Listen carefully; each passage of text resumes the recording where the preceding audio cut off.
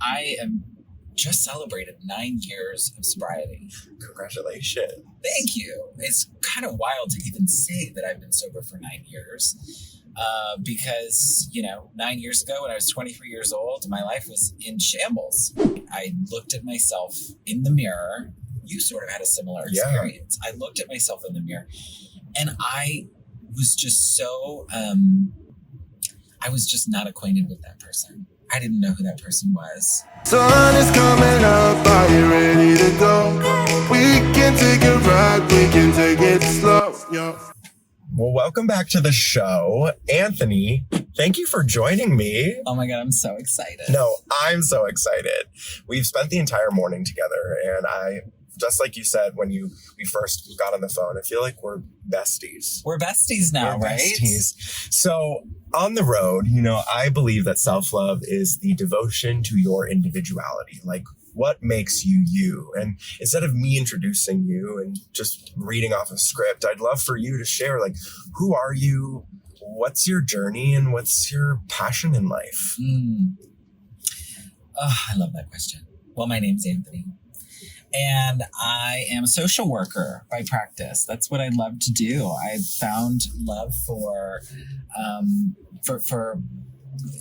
getting to know people and helping them to find their healing. And so I found social work, and I work in public child welfare, and I also work in a psychiatric facility with severely mentally ill kids and adults, and I love it. It's wonderful.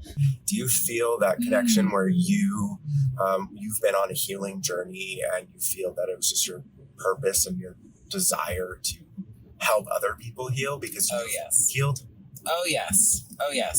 So I am just celebrated 9 years of sobriety.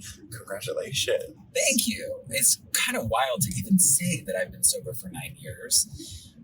Because, 9 years ago when I was 23 years old, my life was in shambles, and I didn't really like myself very much. And a lot of that is sort of rooted in my identity as a gay man, and not really feeling accepted, not feeling unconditional love from the people that I needed to feel it from the most. That seeking validation is what really drove me to drinking and using drugs. And it wasn't until, I was kind of on the verge of wanting to die. I really did. I wanted to die. And I remember one night I looked at myself in the mirror. You sort of had a similar experience. I looked at myself in the mirror and I was just so, I was just not acquainted with that person. I didn't know who that person was. And I remember telling myself as I was looking in the mirror, like, you deserve another shot at this. And honestly, to answer your question, this is what drove me to social work and drove me to wanting to heal others, is that I had this moment with my dad where I got to sit down with him. But I sat down with him and I told him how I felt, and I forgave him for not giving me the love that I needed. And he and what I got back from him was just this beautiful acceptance of who I was that I never got from him. My journey with my parents was that I just always wanted to be taken care of. And I felt like I always had to take care of them. I was sitting with my therapist once and I complaining about something my dad did. And she was like, Paul, you are aware that your parents will never love you the way you crave to be loved by them. She said, no one else can do that but you. And I just I'm like crying like to the moon. I'm like, oh, that's so stupid, but it's so true. Yeah.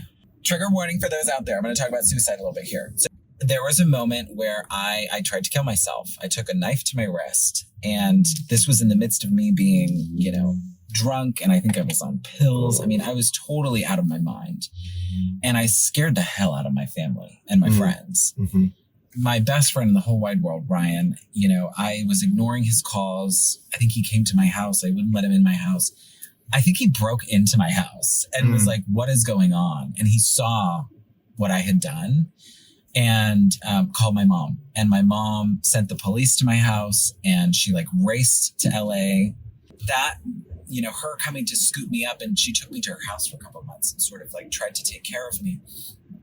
But it still wasn't enough to get me sober. Mm-hmm. I sat down with my parents after that moment, and they said, look, you got to figure this out, because something, you know, this isn't right. You're going to die. Like, you know, you're going to hurt someone. Something's going to happen. And really, it was just that I was in denial about who I was. I was in denial that I had a problem. And I was in denial that like the alcohol was exacerbating it. But the hardest thing about like healing that I experienced both personally and now professionally is that we have to take responsibility for the healing.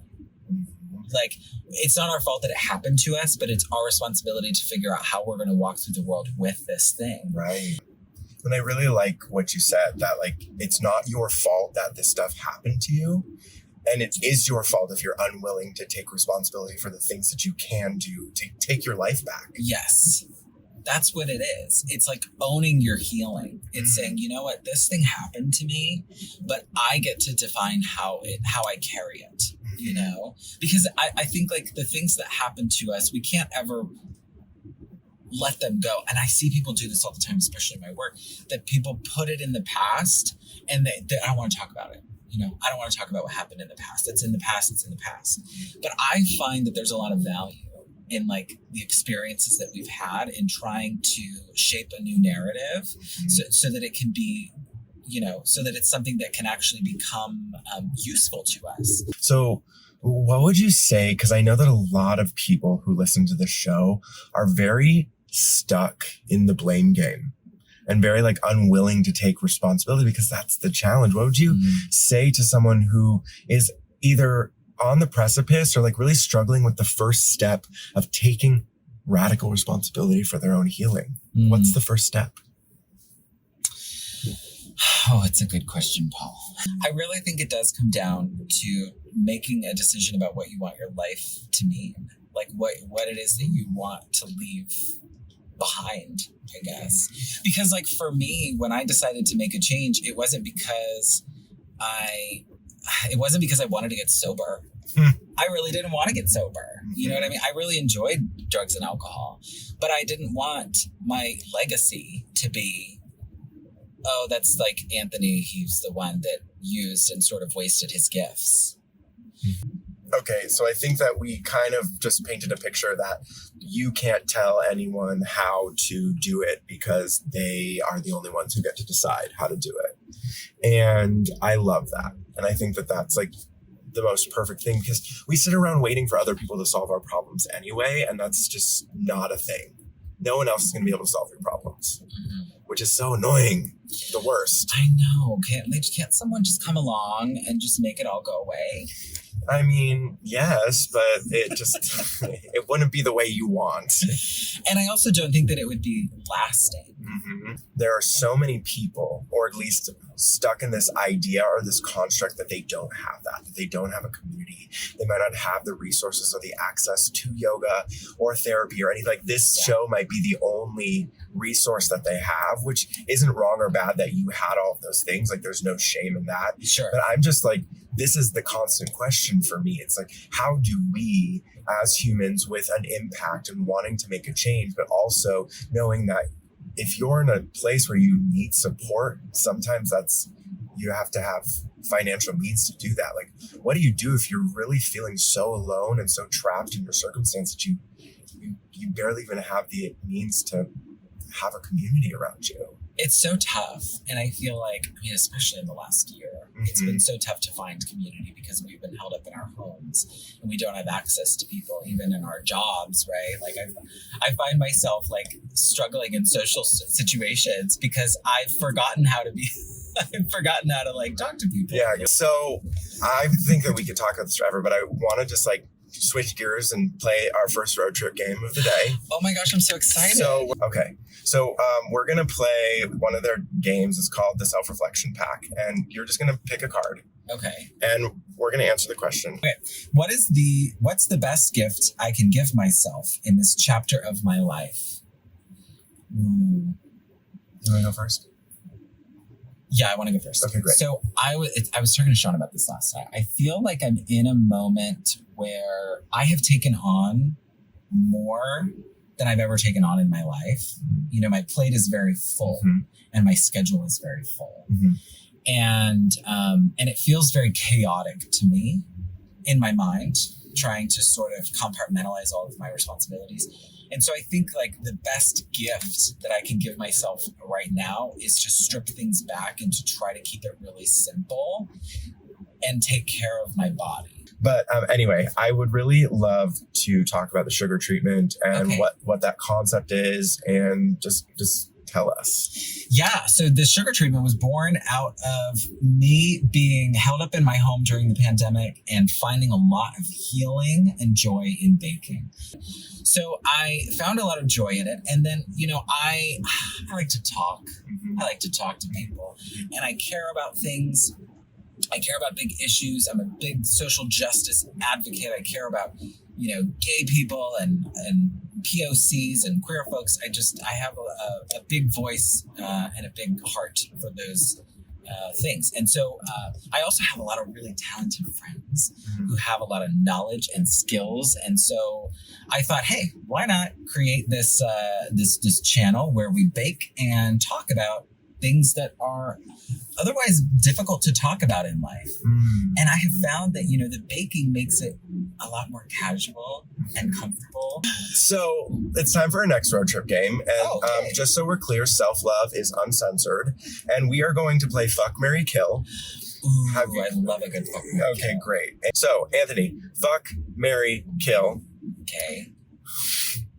I like to make it hard. Micro, meso, or macro? Oh, look at you. Okay, so I would marry the macro, fuck the micro, kill the meso. No one needs the meso. No one needs it? You know what? I struggle the most with meso work.